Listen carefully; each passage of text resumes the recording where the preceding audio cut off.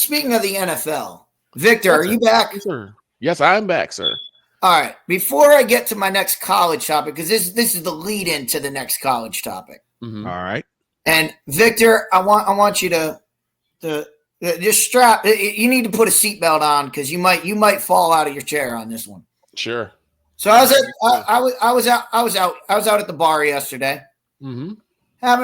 We're sitting there watching NFL Live, and they mentioned, should the Cowboys re-sign Mike McCarthy? Well, that brought up a whole discussion of, obviously, me being a Cowboys fan. I said re-sign. I said if his contract ends, they should just let him walk. So somebody said to me, "Well, who should be the next coach of the Cowboys?" And one of the guys said, "How about Deion Sanders?" And I looked at him and said, "Are you insane?" What? I said, "Are you insane?" God. And I said to this is what I said. This is what I said verbatim. I said, I said, look, I love Prime. Mm-hmm. And now we got to wait a second. It's lag. What happened? And I said to him, I said, look, I said, Prime hasn't done anything at the college level. Colorado yet. Thank you. Okay, let me try and piece this obvious frivolity from Hold on. the public together. Victor, can I make a joke real quick? Go ahead, Droid. If they have the chance, the Cowboys should let Mike McCarthy. I don't even need to say more. Oh, God. Look, first and foremost, why is this even a question? Mike McCarthy should be fired. Mike McCarthy should have never been hired. How about Well, that? they don't have to fire. That's the key. They don't have to fire him because his contract runs out at the end of this season. Right. So so then let him walk. They can just let him go. Just let him walk. In the immortal words of my good buddy Robert Ford, the longtime radio voice of the Houston Astros. See you later. See you later. I got a better one when it comes down. I got a better one when it comes down to Deion Sanders coaching in Dallas. Bitch, are you for real? Well, here's the thing. First and foremost, Prime hasn't shown himself to be a big time coach in Colorado yet. Okay, Colorado has been kind of a sieve. Let's just be real right now. Okay. Now, I don't know who would take this job right now because the Cowboys are a colossal disaster on many aspects. Can I get an amen for that? On many aspects. And Dietz, I know you've been watching the games. Why is it that we've had the same O-line that Dak Prescott had, and he looks so terrified and so scared and can't throw the ball properly, but Cooper Rush is just throwing darts? It's the same O-line. What's the difference here besides our quarterback is either not afraid or at least has a little more presence in the pocket, and the other one is so terrified of hearing footsteps, he tucks and runs or throws these silly little screen passes. I don't get it. Because Cooper Rush is not indecisive. Dak Prescott, we talk about it all the time. It's not anything physical with Dak Prescott. It's his decision making. He makes terrible decisions. Thank you. Can you say that again, please? I hate to say this, but his decision making is as good as Caleb Williams right now, and I hate to say that because I know Caleb Williams still's got a lot to develop. He's got a lot of time left, but Dak, your time is starting to come up. Mm-hmm. Yes. You listen, Dak Prescott. What have I said? Well, before we get dragged down this rabbit hole, the reason I brought this up is because when I said Deion Sanders he's not proven anything as a college coach. I got jumped on. Oh, yeah, he has. He took a one-win team and I'm like, where has he taken them? He's taken them to fourth in the Big 12. He has not. He didn't make a bowl game last year. Where has he taken Colorado? He hasn't taken them anywhere. And thank you. Not to mention, in any big game in Deion's entire career, go back to Jackson State, 0-2 in the Celebration Bowl when he played a team that was as good as his team. 0-2. When he's played big games at Colorado, Nebraska couldn't hack it. Kansas with a chance to win the division, the chance to seal their shot. Seal their spot in the championship game. Yes.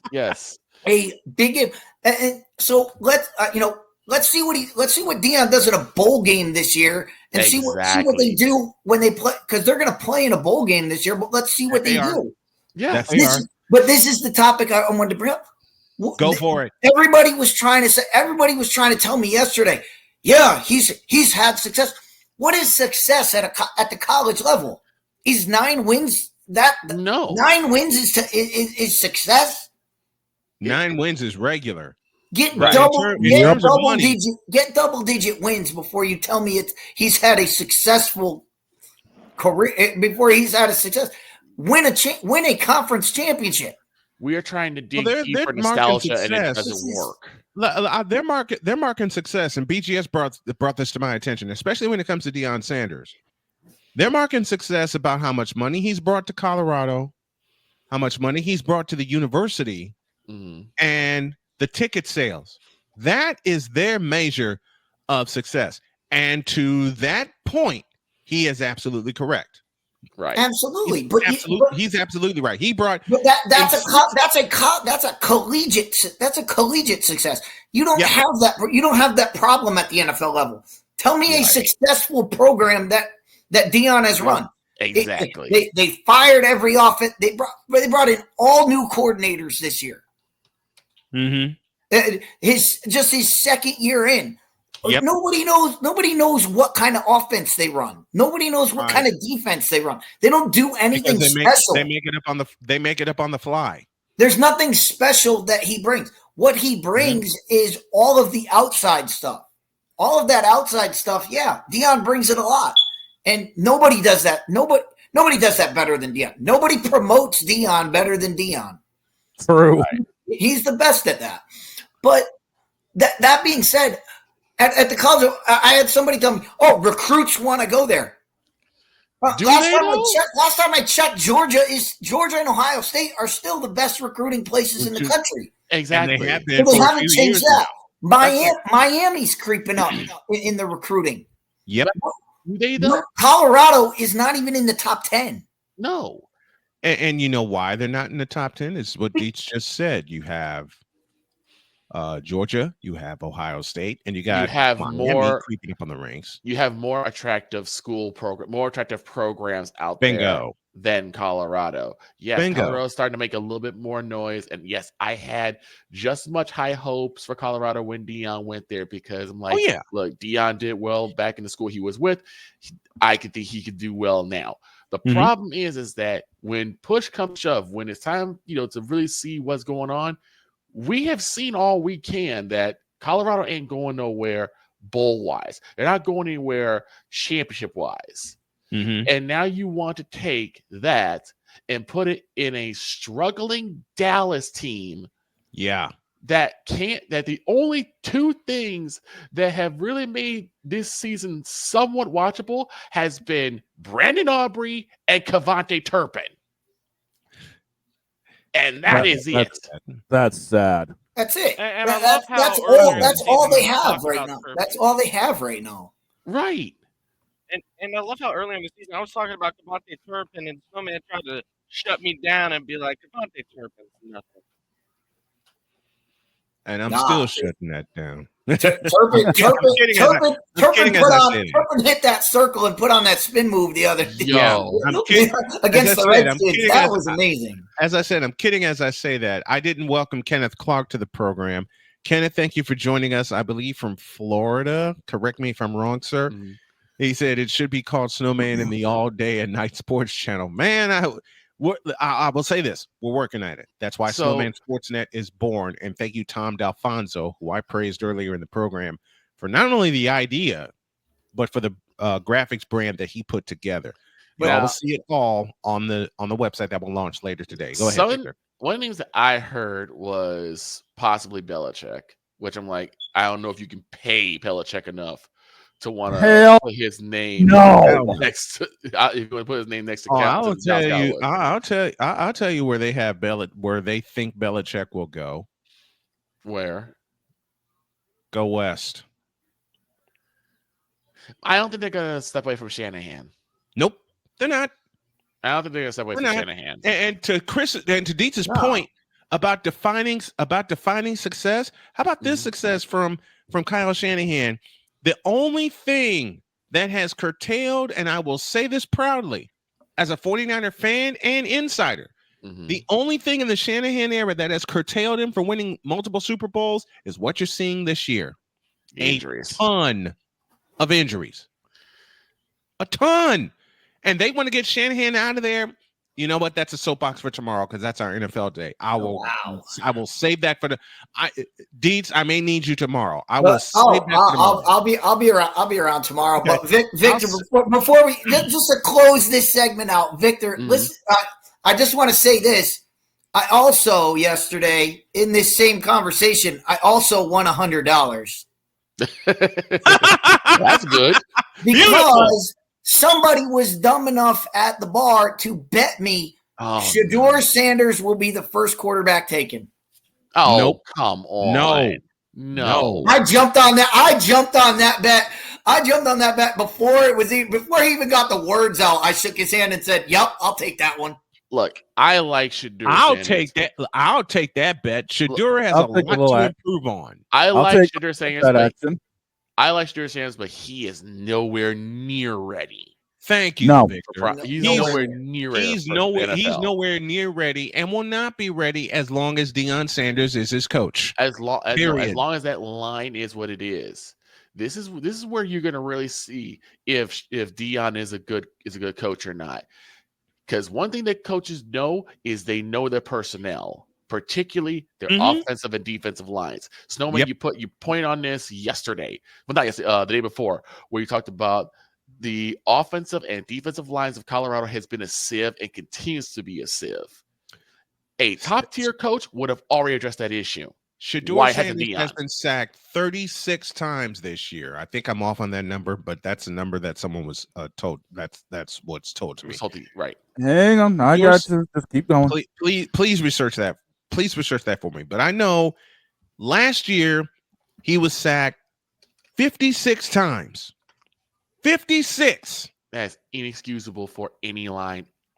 If I were an offensive lineman for Colorado, I'd be embarrassed for allowing almost 90 sacks of Shedeur Sanders in 2 years. I'd be embarrassed. Sanders is at 38 right now. 38. Okay.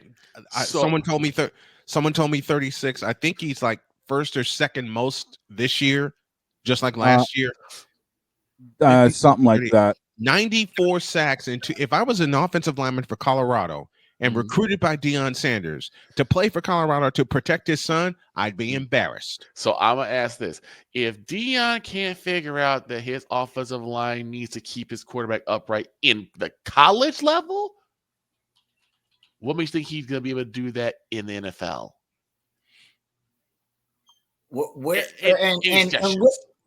And look, Deion has done a great job coaching the secondary at Colorado. Yeah. Where's their pass rush? Doesn't exist. Doesn't exist. Just ask the state of Kansas. Yes. Yeah. Ask the state of Kansas. And what did Kansas do? What did Kansas do in that game? They ran right down their throat. Ran right through there. Ran right the middle. By the way, Snowman, Shedeur is 4th in the country in getting sacked. Fernando Mendoza of Cal has 41. Braden Shager and Anthony Colandera are tied at 39. Tell me those names again. He's right there. Braden Shager out of Hawaii and Anthony Colandera out of UVA are both at 39. I'm not surprised about any of those names. And just look at all those teams that you just mentioned. Cal throws the ball about 900 times a game. Hawaii throws the ball about 900 times a game. Yep. So they're going to get sacked. They're going to get sacked more than anybody else just because they drop back to pass every single play. Exactly. And what does he do? Same thing. There's no run presence. Same thing. And that's what's been killing them. What these people are asking for is the same thing that we've been dealing with in Dallas to continue, which is lack of a run game, no offensive line presence, and having your quarterback get set up on a silver platter to get sacked. And I'll say it. I'll say it again. All right, and I will say this proudly as a former lineman. If I was a lineman at Colorado and I allowed my quarterback to get sacked 94 times in 2 seasons, I'd be embarrassed. If I'm an offensive line coach, my offensive line squad is doing stairs. They run in stairs for a good long while. They run in stairs for a good long while because there's no reason for our quarterback to be continuously on the ground all the time. But they don't have a signature. They don't have a signature thing. Like you can't go to Deion and be like, if we bring Deion to anywhere, and a lot of people have said Deion will go to another program. If you're bringing Deion to your program, what do you bring? What is he bringing on the field? He's not bringing an offensive system. He's not bringing a system like Mike Gundy would bring a system, or like Mike Leach used to bring the air raid wherever he went. Yep. And you don't know what you're getting with you have no idea what you're getting with Deion because he doesn't have an identity. He doesn't have an identity on defense like a Matt Campbell with the 3-3-5. That's a totally different thing that nobody sees. That he has that nobody else does. He doesn't have a unique philosophy. He doesn't have a unique coaching philosophy. Thank you, gentlemen. I applaud everybody on this panel and in the chat that stick with the premise of Snowman in the Morning. And what is that premise? The hottest of hot takes. And the coldest of cold hard facts. And the coldest of cold hard facts. Deion does not have a unique coaching philosophy. No, he doesn't. Every top tier coach has their own unique philosophy. Hell, let's take it back to 1995 with Gary Barnett. What did he establish? Gary Barnett was hired in 1992 at NU. What did he bring to Northwestern? A running game. Darnell Autry. Hello. Right? And Deion shouldn't have this problem because who was one of his teammates? Emmitt Smith, Troy Aikman, Michael Irvin. You had superstars who knows how the game should be played, and you remember how that team was built. Yes, okay. If you don't know Jimmy Johnson, if you don't know, you ask. You have a plethora of talent of how the game of football is supposed to be played. Ask them.